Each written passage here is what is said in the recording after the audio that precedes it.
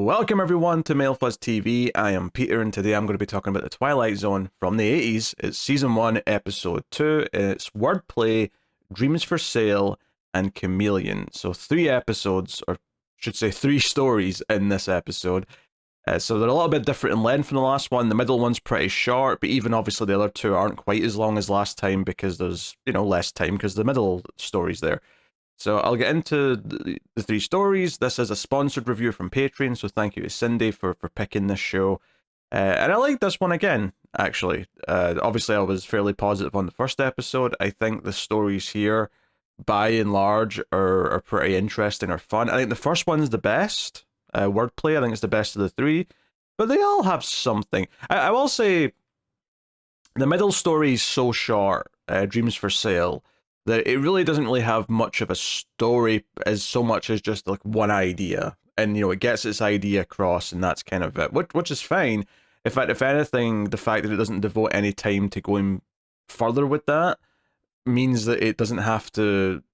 It's not burdened with trying to do anything particularly complex. It really is just a simple little idea, couple of cool visuals, and move on. But I'll go through them in order. So the first story is called Wordplay. And this is a story about a sort of a middle-aged man who's a husband and father who's a salesman for an insurance company or an electronics company or something like that. But he starts not being able to understand people.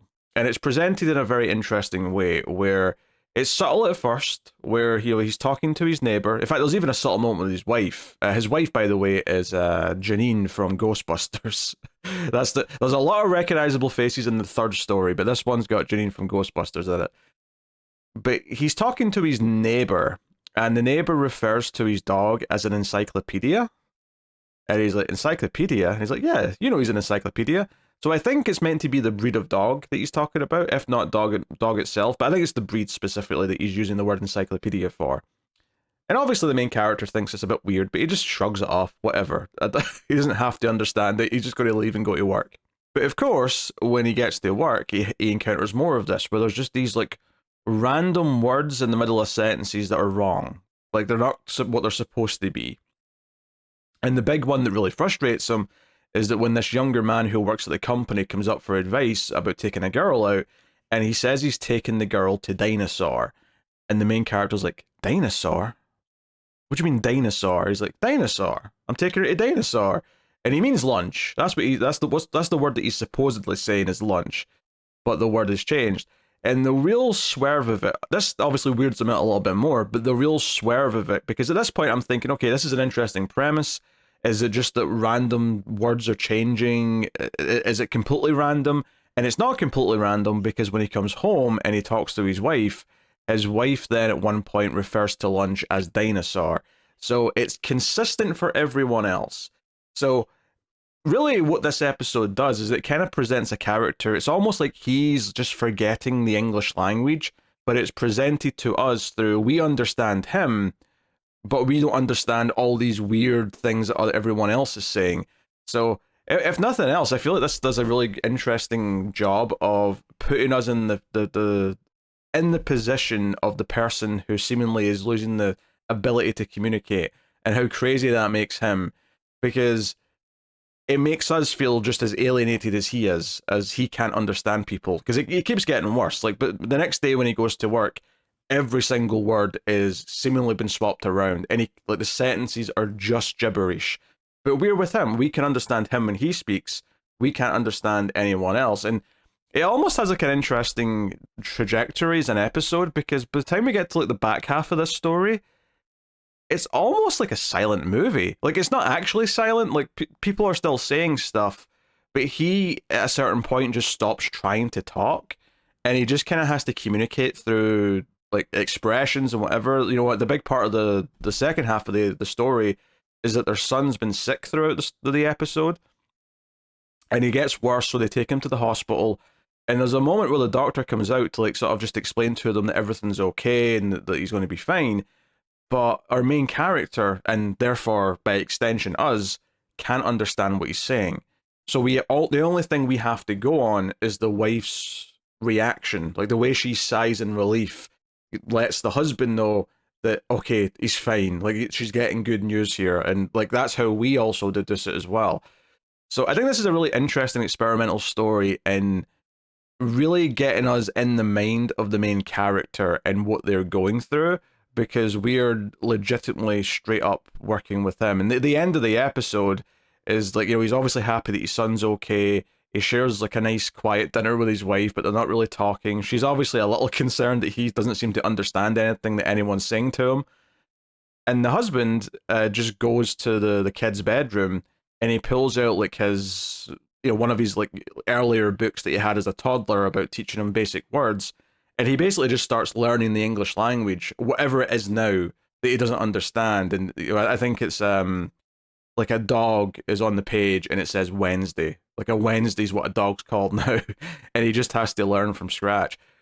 It's interesting because the first like chunk of the episode, as the premise was coming in, the message I was getting from it was more that this was about the idea that he's not the young guy anymore, and that there's younger people at the company. The big thing with and it's not even like a big deal overall by the time you get to the end of it, but what feels like it's going to be a big part of the plot early on is that his company's introduced a whole new catalog of like various electronic equipment. I think it's specifically electronic equipment for hospitals and medical care.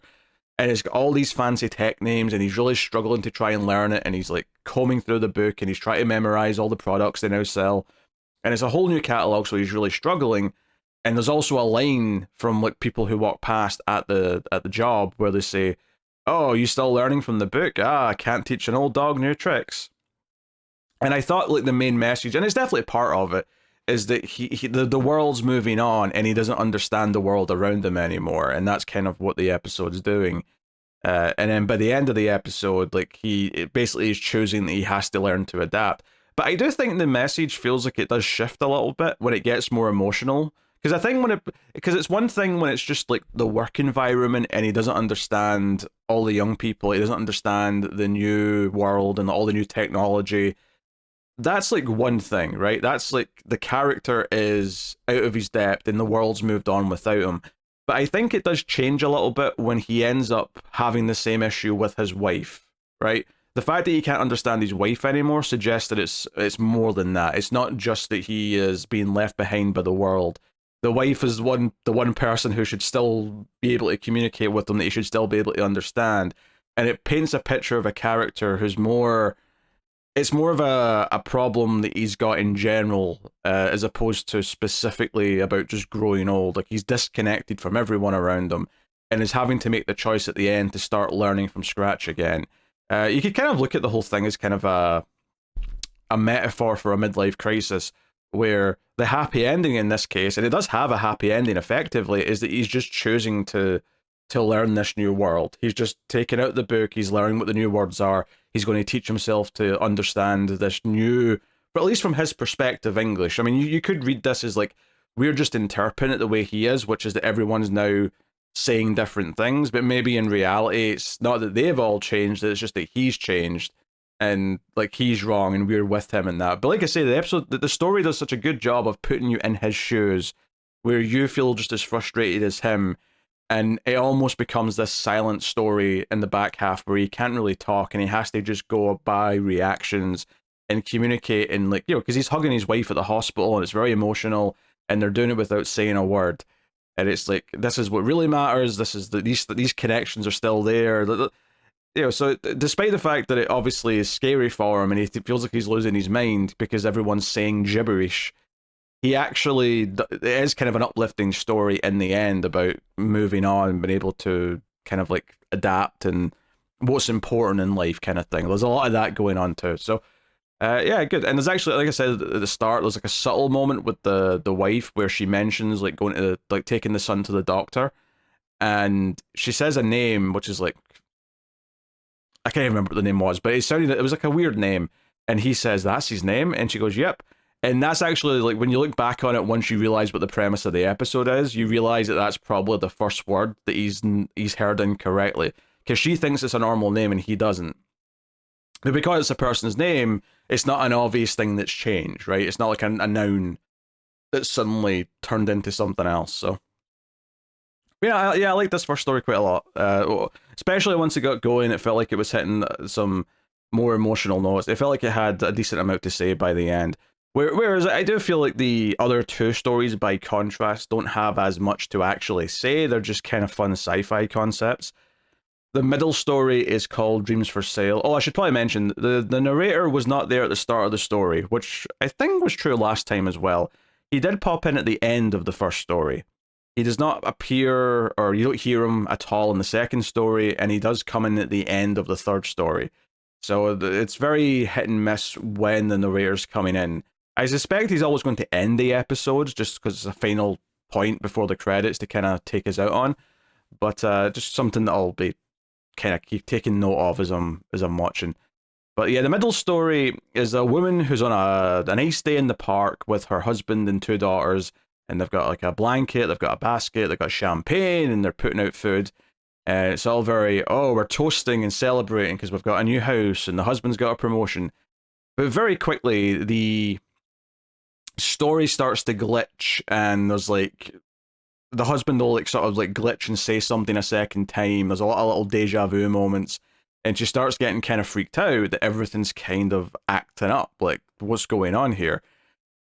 So it doesn't take too long before we cut to the real world, as it were, where she's actually in like a bit of a Total Recall style thing, where she's hooked up to like a VR headset, and she wakes up and she doesn't realize that she's really this person. She thinks the person that was in the dream was really who she is, and she's in like a jumpsuit, and we're in this sort of cyberpunk future. There's one like wide shot of like a map painting of all these walkways and like flying drones and whatnot. Is honestly, I mean, obviously this is a very it's standard definition. It's very fuzzy because they've not remastered the 80s Twilight Zone. I suspect if it was remastered, this would probably stick out as a map painting. Even more so than perhaps usual.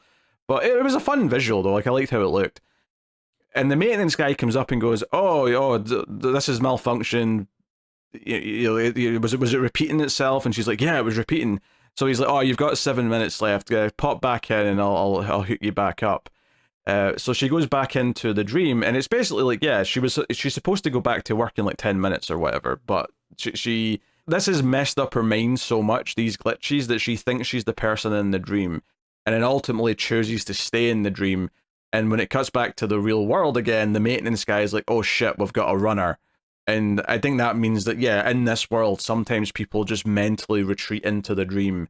I did think it was interesting, though, when the story was starting and the world started glitching, that it really did kind of feel thematically tied to the first story, and that we're dealing once again with the world that is starting to break from the perspective of the main character, right? The glitching and the repeating sentences felt like that kind of feels like it follows on nicely from like hearing the wrong words coming from people. So I appreciated the thematic link there. So I like some of the visuals in this one. It's pretty short and simple. There's not really a whole lot to it. Just the idea that someone's escaping into this fake world, this VR, like, believable world, because the real world is so, like, just work-ridden and desolate, and it's a dystopia. And this is all mostly implied. The idea that she's in a jumpsuit and she has to go back to work in 10 minutes, and people are in rows just hooked up to these machines just to have some moment of happiness, definitely paints a bleak picture. But it is just that idea, and it's kind of just that on its own, one kind of simple idea, and that's it, and we move on. Which this middle one was directed by Tommy Lee Wallace, who directed Halloween 3, worked with John Carpenter on a bunch of stuff. The first and third stories, interestingly, were once again directed by Wes Craven. I did not expect Wes Craven to be back, at least certainly not immediately. So that was interesting to just notice the director names popping up. But yeah, this was Tommy Lee Wallace. The third story, and this is the one that's full of recognizable faces, we have Terry O'Quinn, aka Locke from Lost, amongst other things, but that's the main thing I know him from. We've got Taggart from Beverly Hills Cop. Maybe that's something you would recognize him from. And then we also have Lynn Shay, who is the sister of Bob Shay, who ran New Line Cinema, but you probably know her mainly from later on because she was Elise in the Insidious movies, and she has a lot of cameos in other horror movies. In fact, she's got a cameo in the first Nightmare on Elm Street. She plays a school teacher in that for like 1 or 2 scenes. But she's been like tied to horror like throughout the years, so it's kind of interesting seeing her pop up in here like maybe before she was that well known, because this is actually what I no, this is a year after Nightmare on Elm Street. Yeah. Because this was because when I was looking up Tommy Lee Wallace, I noticed that this is only the second time he directed anything that had come out at least. Because he'd done Halloween 3 in 1982, and then this is his next director credit. So I just thought that was interesting that we're still in the early part of some of these careers that we're seeing. But anyway, the premise of this episode is that we actually start in space, and there's like the space station or space shuttles they're doing maintenance. So there's like shots of astronauts floating around, which I did not expect to see. So that was a fun visual. There's some stock footage of the space shuttle landing back in Earth, which fair enough, I get it, but made me laugh all the same. But the actual premise, though, once we really get into the meat of it, is that some flash of light happened when they were in space, and when they're back down on Earth, Taggart's the scientist, and I'm calling him Taggart because that's who he is in Beverly Hills Cop. He is like the scientist who's going to do maintenance on the camera that the astronauts said malfunctioned. And him and this other guy came up to sort of detach it, and they're going to look at it and whatever. But then this camera that was on the side of the space shuttle has a flash of light, and Taggart just disappears into thin air. So the other maintenance guy or scientist like runs to the others to tell them, and this is where we meet Terry O'Quinn, who's like the head scientist in the room, and a bunch of other characters. And they put the camera into like a containment room. It's like an interrogation room, but it's like more scientific based. So they've got the camera in there, and no one else saw this except the other scientist. So he's trying to convince them that he saw him disappear, and they obviously have to admit that they can't find him, so they're very confused.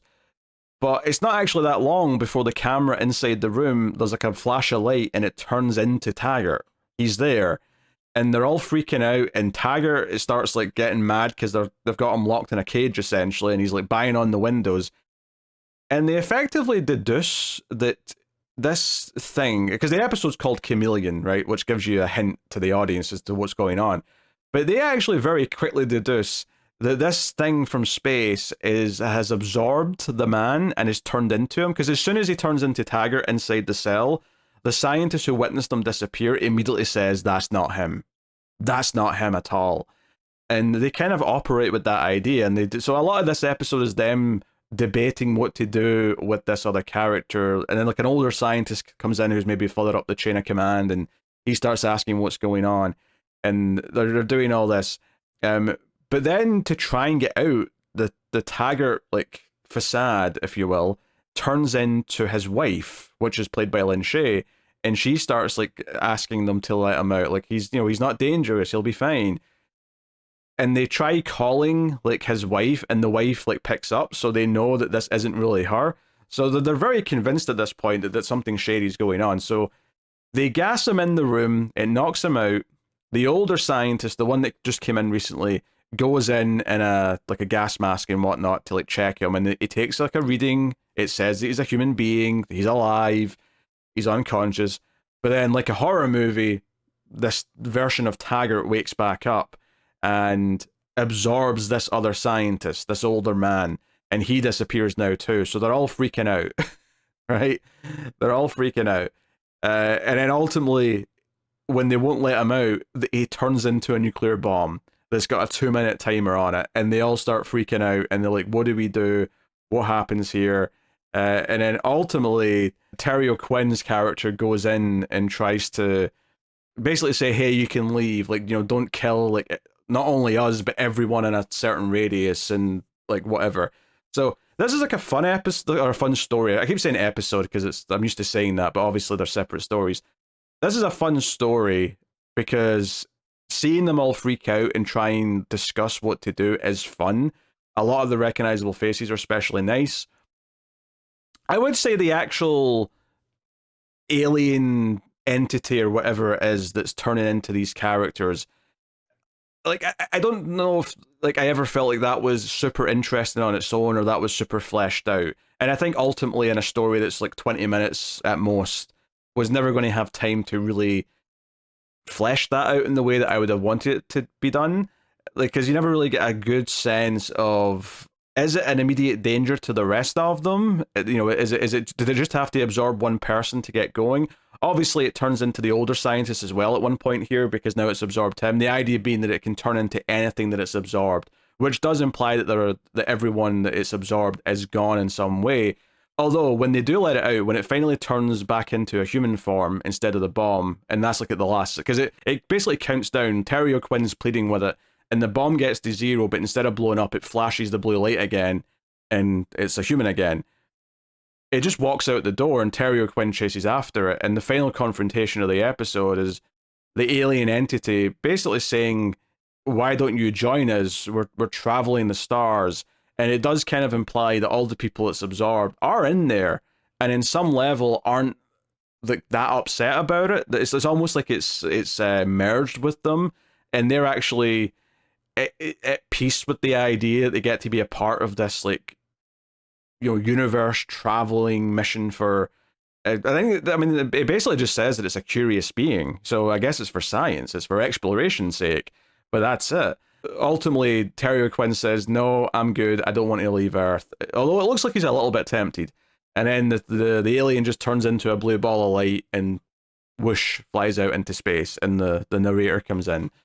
So, yeah, it's a fun story, it's entertaining. I think when I compare it to Wordplay, though, the first story, with Wordplay, like, my head was the entire time, like, really intrigued, thinking about what the story meant and what it was saying about this character and how it was accomplishing the feeling, the vibe of what it was going for, how what it was saying with its premise. With this story, it was a bit more surface level, where it's more just there's a weird threat and the characters have to figure out how to deal with it, which is still fun. Like, it's a fun, but it's maybe viewing a little bit more B-movie, this story, whereas Wordplay, I think, actually had a bit more depth to it. But it's a fun B-movie story, and I definitely enjoyed it, I'd say, more than the middle story. But I think that's just because the middle story is so short. It's really just an idea or a concept, and then we move on to the last story. There's not as much to it. And I'm curious to see how those short, like, stories, when there's 3 of them, and it looks like the next few episodes all have 3 stories, so I'm really curious how some of those ultra short ones end up feeling. Like, is there going to be any of them that really blow me away? Or is it always going to be a case of, oh no, like, they've got a fun idea, but it, like, they didn't have, like, anything to flesh it out, so they just put it in as a quick, like, 5-minute thing to just make its one point, and then we move on. I'm curious to see how that develops as we go through more episodes. Yeah, no, this was another good episode. I think it was a nice variety of stories. I think the first one is the strongest from a writing and just straight up science fiction perspective of, like, we're really kind of exploring an idea with a cool mechanic. The final story is a fun sort of B-movie. There's an alien threat and a bunch of characters have to try and figure out what to do with it. But overall, a fun time. Like, I think this was another solid collection of stories, and I'm looking forward to episode 3 next month. So let me know what you thought of this episode in the comments. A reminder that all these stories are on YouTube for free. They're all split up into the individual stories, but you can, if you just check which stories are in which episode, you can watch the correct ones for the review if you want to watch along with. But that is me. So, of course, you can support all the content over at patreon.com/MailFuzzTV. It helps out a bunch if you do. And, of course, you can hit the like button. That helps out, of course, as well. So, thank you very much. I'll see you guys next time. Keep watching TV in the Twilight Zone.